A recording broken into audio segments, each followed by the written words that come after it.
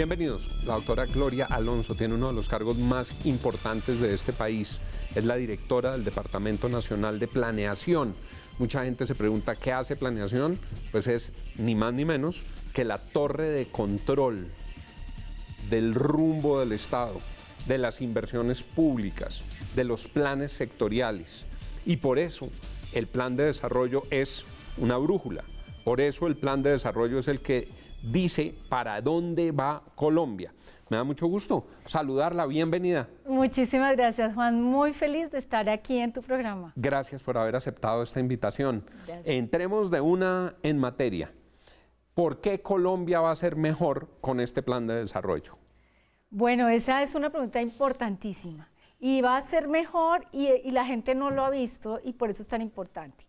Va a ser mejor porque ¿qué hace el plan de desarrollo? Yo estoy usando este ejemplo que me parece que es muy diciente. Colombia es un país que ha venido creciendo, ha venido mejorando, ha venido haciendo cosas bien, pero imaginémonos un árbol que está creciendo y al que hay que podar, al que hay que abonar, hay que tumbarle las ramas y necesitamos que dé mejores frutos. Eso es lo que estamos haciendo en el plan de desarrollo con nuestro país, sacudiendo ese árbol.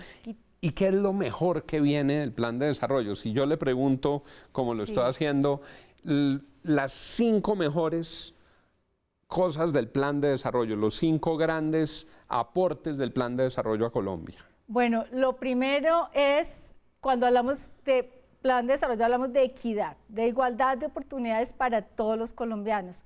Y ahí arrancamos por la educación. Hay una gran apuesta por la educación en el plan de desarrollo para que por lo menos 2 millones de niños tengan acceso a educación de calidad, educación integral de calidad, con una gran apuesta por la reforma al plan de alimentación escolar, para que el plan de alimentación escolar no sea solamente un programa que se preocupa por la alimentación y garantizar que los niños van al colegio, sino también nos preocupamos por los nutrientes, los micronutrientes que necesitan los niños para crecer. Esa es una. Sobre ese le pregunto. En educación, bueno. Sobre ese, 2 cosas rápidas. En el plan de alimentación escolar ha habido escándalo tras escándalo de unos criminales de cuello blanco que se han robado la plata de la comida de los niños. Esos deben estar, yo digo, con las máximas condenas. Un dirigente político, un dirigente que tiene recursos, robarse la plata de los niños pobres que se quedan sin con qué comer, es el horror.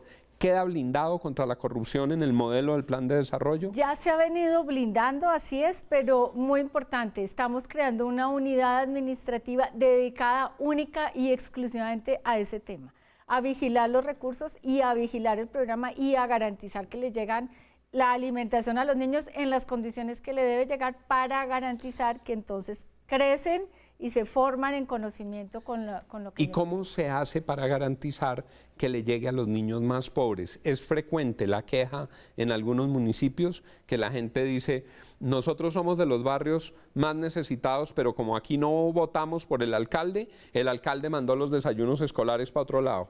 ¿Cómo hacer para que sean efectivamente los que más necesitan? Bueno, ese es un reto, es una tarea que tiene el Ministerio de Educación, porque esto, pues deberíamos decir, es una agencia, pero no es una agencia, va a ser un brazo técnico del Ministerio de Educación y tiene ese reto muy importante de articularse con las secretarías de educación, obviamente con los alcaldes, pero como va a ser autónomo, independiente, tiene que empezar por vigilar que los recursos lleguen, que los alimentos lleguen.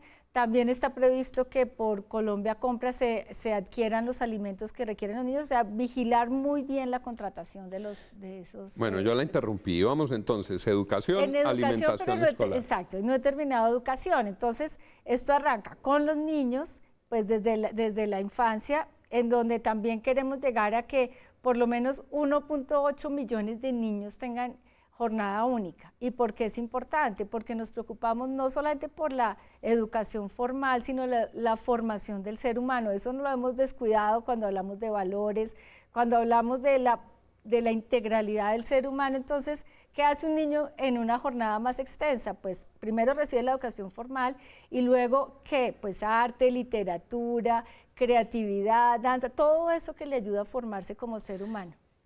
Para nuestros televidentes, Parte del problema en Colombia es que la infraestructura educativa ha sido limitada, entonces un mismo colegio tienen que poner una jornada de la mañana, que en muchos casos arranca haciendo levantar a los niñitos a las 4 de la mañana, otra jornada que es como una especie de jornada de mediodía, y luego una por la tarde que terminan saliendo muy tarde. Así al mismo edificio le sacan 3 jornadas y a los niñitos los tienen en el colegio y los despachan para la casa y no tienen actividades extracurriculares, no tienen formación tutorial, no tienen complemento deportivo, no tienen complemento cultural. Para eso es la jornada única. Para eso es la jornada única y claramente, entonces tú mencionas un tema y hay que darle sostenibilidad financiera a esos colegios. Esa es una tarea que tiene la ministra de Educación con todas las secretarías de educación del país, porque pues es allá donde tiene que llegar la jornada única. Pero eso también nos lleva al fortalecimiento también de la educación superior, en el siguiente eslabón del programa de formación.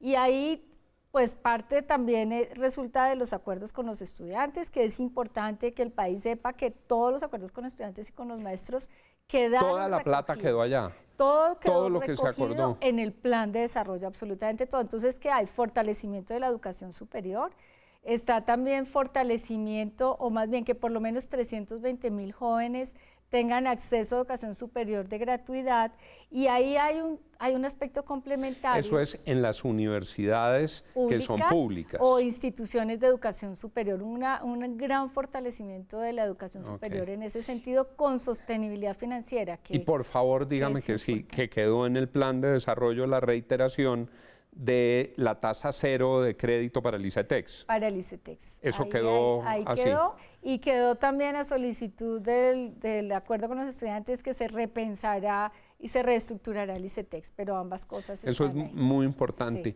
Sí. ¿Cuántas personas vimos haciendo unos esfuerzos enormes para poder estudiar con créditos del ICETEX y se gastaban luego 10 años de su vida tratando de pagar por unos intereses infames que se cobraban en épocas pasadas? Sí, bueno, educación.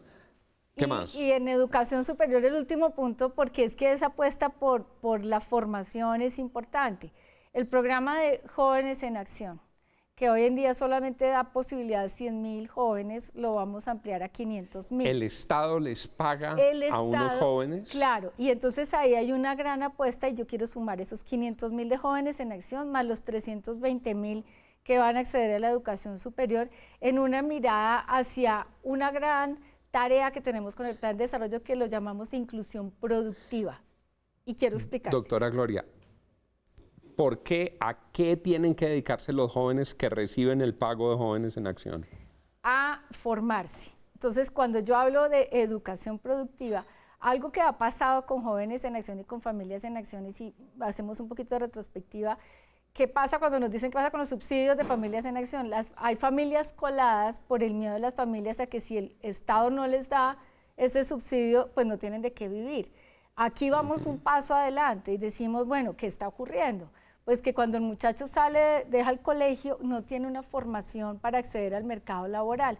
Entonces, a estos 500.000 jóvenes les vamos a dar formación técnica y tecnológica. Por eso lo quiero unir con el fortalecimiento de la educación superior y de las instituciones de educación superior, porque vamos a llegar con formación técnica y tecnológica, con impulso a la creatividad, a las capacidades de estos jóvenes, para que ojalá sean emprendedores, generadores de sus propias fuentes de ingresos, o de lo contrario puedan acceder al mercado de trabajo. Oyéndola ya entiendo lo que me cuentan sus compañeros de negociación en la Minga, que me dicen que cada vez, en esos días que fueron tan difíciles, que estuvo la doctora Gloria con Miguel Ceballos y Nancy Patricia Gutiérrez, que cada vez que planteaba un tema, ella sacaba, como lo acaba de hacer, todo el repertorio de qué puede, qué no se puede, dónde está la plata, dónde no está la plata, y entonces los dejaba con toda la información sobre la mesa para no negociar imposibles. Sí, eso es un punto que es muy importante, porque si todos sabemos a qué nos podemos comprometer y qué podemos esperar, claro, pues claramente cumplir y hacer seguimiento. Bueno, doctora, aquí me enseñan los productores que apuremos.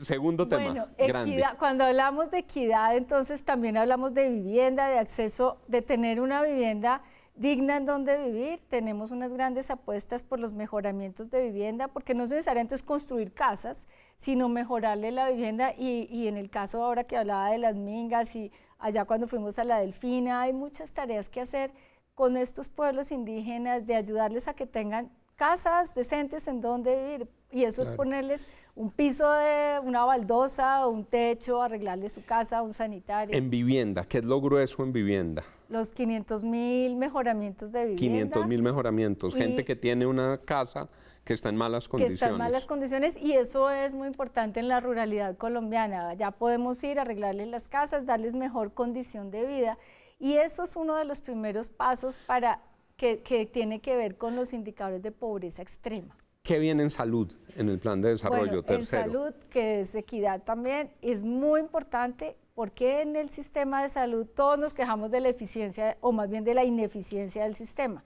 Entonces ya no nos preocupa la cobertura, sino el que me atiendan o no me atiendan. Y ahí parte del problema está en los hospitales públicos y en la, de alguna manera, situación financiera en que se encuentran. Entonces, ¿viene la plata del famoso acuerdo de punto final? Exactamente, el plan de desarrollo, y ahí también quisiera hacer un llamado a que, ¿por qué hay tantos artículos? Porque el plan de desarrollo nos está ayudando a corregir una cantidad de problemas del pasado que estaban creciendo, y entre esos el tema de salud. Entonces viene el acuerdo de punto final, que es que el gobierno nacional asume unas deudas que eran de las entidades territoriales, que tienen que ver con el, obviamente con el POS, y las asume el Estado, y asume esas deudas de tal manera que no solamente garantiza que la eficiencia, la sostenibilidad financiera, sino que también les va a exigir eficiencia a todos los hospitales públicos. Eso viene en el sistema de salud. Se giran los recursos, pero ellos tienen que cumplir cabalmente. Bueno, pasamos por educación, salud, vivienda. Un tema que nadie ha mencionado, que es absolutamente importante: transporte. No solamente porque estamos habilitando toda una nueva operación del transporte multimodal, y es que pues sí es importante las vías, y vamos a construir vías y a conectar a nuestro país, pero también vamos a de nuevo a recuperar la navegabilidad de nuestros ríos para abaratar los costos del transporte de carga, para garantizar el transporte fluvial.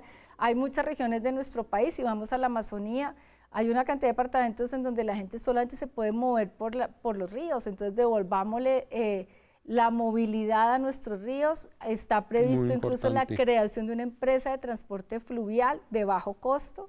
Está aquí metida en el plan de desarrollo, recuperación de las vías férreas.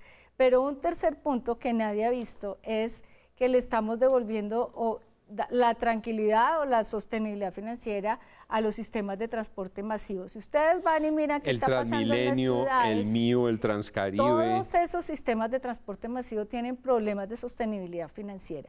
Aquí en el plan de desarrollo, si ustedes van a ver, hay más de 30 artículos dedicados a resolver los sistemas de transporte, la viabilidad financiera, la cofinanciación del Estado con las alcaldías o con todas las entidades territoriales. Son muchos más puntos.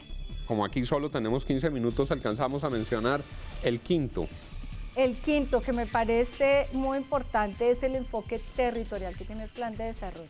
No es un plan centralista. No es un plan centralista, es un plan que primero lo construimos desde las regiones. Y cuando llegamos a las regiones encontramos que ellos ya estaban pensando en su desarrollo regional. Y es importante, es porque va a ser muy eficiente a la hora de asignar los recursos. Y yo le pongo el mejor ejemplo, bueno, hay varios. Valle está en la costa pacífica y está Chocó también, como está Cauca y está Nariño. Pero si todos piensan por su desarrollo como región, oiga, pues vamos a impulsar, qué sé yo, no solamente el qué queremos hacer de la costa pacífico, sino que cómo ayudamos a Chocó a salir adelante. Ahí es que todos nos articulamos, gobierno nacional, gobiernos locales, por el desarrollo de una región. Lo mismo nos pasó en la costa Caribe, Atlántico, que va tan adelante, ¿no? Entonces, sumada con Guajira y con Magdalena, en pensar el desarrollo de esa región. Entonces, en el plan de desarrollo, en la ley, quedó viabilizada la posibilidad de que, por ejemplo, varios municipios se unen sin ser del mismo departamento a hacer inversiones, el gobierno nacional cofinancia, y entonces empezamos a dar movilidad. Y el catastro multipropósito. Y el catastro multipropósito, muchas veces los límites geopolíticos son arbitrarios, y un municipio está al lado en un departamento de otro que está en el departamento vecino, y resulta que son municipios hermanos. Exacto. Aquí vuela el tiempo, pero queríamos compartir con ustedes estas ideas fuerza del plan de desarrollo y decirles que es importante que todos lo leamos, que todos lo entendamos y que el país entero aproveche la caja de herramientas que representa es. el plan de desarrollo. Muchas Así gracias. es, Juan, muchísimas Espero que gracias. vuelva pronto. Espero que me vuelvas a invitar Claro para que sí. contar otras Es que cosas buenas que tiene el plan. Habíamos invitado a la directora muchas veces, pero entre la minga y el plan de desarrollo cierto. no la habían dejado ni respirar. Cuando no estaba en el Cauca, estaba en el Congreso. Es cierto, Gracias así por es. estar con nosotros. Bueno, muchísimas gracias, Y a ustedes, gracias por acompañarnos. Sigan con Red Más Noticias. Y recuerden que conocer las noticias es bueno, pero entenderlas es mejor. Feliz noche para todos.